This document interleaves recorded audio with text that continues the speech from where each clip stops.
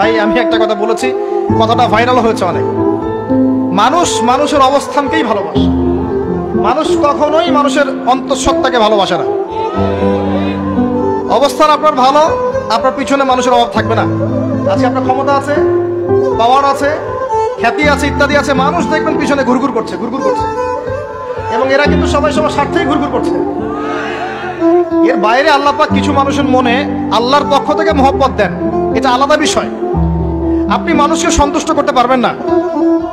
পরিবার, বাবা মা, ছেলে মেয়ে, বউ বাচ্চা, কাউকে সন্তুষ্ট করতে পারবেন না। 100% আপনি কাউকে সন্তুষ্ট করতে পারবেন না। সারা জীবন করে যাবেন, আপনার বিরুদ্ধে অভিযোগ থেকেই যাবে। শুধু আল্লাহ রাব্বুল আলামিন অপেক্ষা করে বসে আছেন, আপনি কখন তওবা করে তার দিকে ফিরে আসবেন। দিন আল্লাহ পাক আপনাকে মাফ করে দিবেন ইনশাআল্লাহ।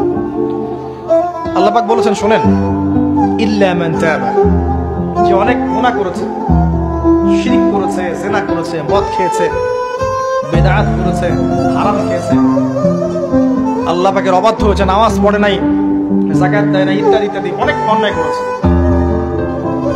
একদিন তওবা করে ফিরে এসেছে। আল্লাহ পাক বলেছেন, ইল্লা মান তাবা, যে ব্যক্তি তওবা করে ফিরে আসলো, ওয়া আমানা, এবং ঈমান নিয়ে আসলো, ওয়া আমিলা আমালান সালিহান, এবং এখন থেকে সৎ আমল করা শুরু করলো, হোক সে নারী বা পুরুষ, যে কেউ, যে কোনো বয়সের, যে কোনো বর্ণের, যে কোনো ভাষার, যে কোনো দেশের, এগুলো কিচ্ছু যায় আসে না আল্লাহ পাকের। ইন্নাল্লাহা লা ইয়ানজুরু ইলা আজসামিকুম ওয়ালা ইলা সুওয়ারিকুম ওয়ালাকিন ইয়ানজুরু ইলা কুলুবিকুম ওয়া আমালিকুম।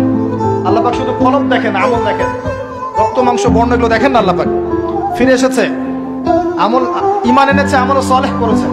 আল্লাহ পাক বলেছে, উলাইকা, এরাই তারা, ইউবাদদিলুল্লাহু সাইয়্যাতিহিম হাসানাত, এরাই সেই ব্যক্তি যাদের সমস্ত গুনাহকে আমি আল্লাহ নেকি দিয়ে পরিবর্তন করে দেব।